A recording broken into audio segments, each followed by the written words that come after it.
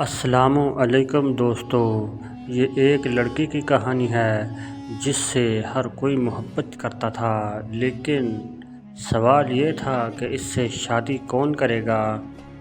کہا جاتا ہے کہ ایک نوجوان نے اپنے والد سے کہا، میں ایک لڑکی سے شادی کرنا چاہتا ہوں جسے میں نے دیکھا ہے اور جس کے حسن و خوبصورتی اور دلکش آنکھوں نے مجھے دیوانہ کر دیا ہے۔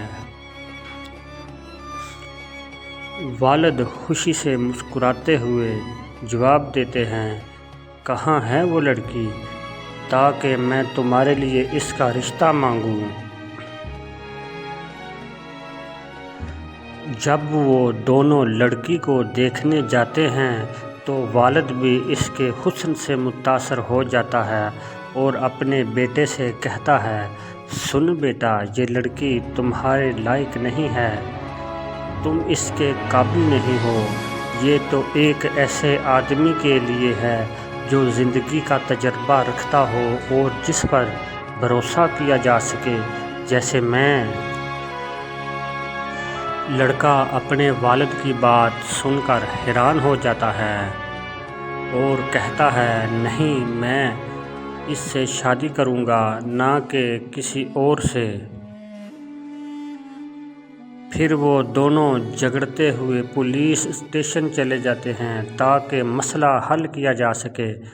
جب انہوں نے پولیس آفیسر کو اپنی کہانی سنائی تو افسر نے کہا، لڑکی کو بلاؤ، ہم اس سے پوچھتے ہیں کہ وہ کس کو چاہتی ہے، بیٹے کو یا والد کو۔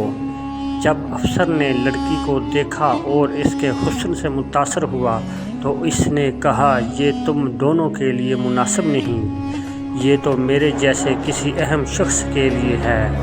اب تینوں میں جھگڑا ہوتا ہے اور وہ وزیر کے پاس چلے جاتے ہیں۔ وزیر لڑکی کو دیکھتے ہی کہتا ہے، یہ لڑکی تو صرف وزیروں کے لائق ہے جیسے میں ہوں۔ اسی طرح ان میں جھگڑا ہوتا رہا اور معاملہ امیر شہر تک پہنچ گیا۔ جب امیر نے لڑکی کو دیکھا تو اس نے کہا، یہ مسئلہ میں حل کرتا ہوں، لڑکی کو لاؤ۔ لڑکی کو دیکھ کر امیر بھی کہنے لگا، یہ تو صرف کسی امیر ہی سے شادی کر سکتی ہے جیسے میں ہوں۔ پھر سب نے بحث کی تو لڑکی نے کہا، میرے پاس ایک حل ہے، میں دوڑوں گی اور تم سب میرے پیچھے دوڑو گے، جو بھی پہلے مجھے پکڑے گا میں اس کی بن جاؤں گی اور اس سے شادی کروں گی۔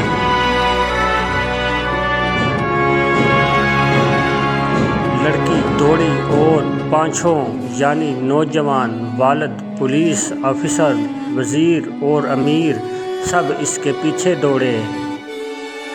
اچانک دوڑتے دوڑتے پانچوں ایک گہری کھائی میں جا گرے۔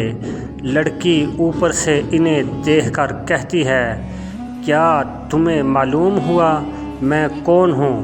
میں دنیا ہوں، میں وہ ہوں جس کے پیچھے ہر انسان دوڑتا ہے اور اپنی آخرت اور دین کو بھول جاتا ہے۔ وہ سب میری تلاش میں لگے رہتے ہیں یہاں تک کہ قبر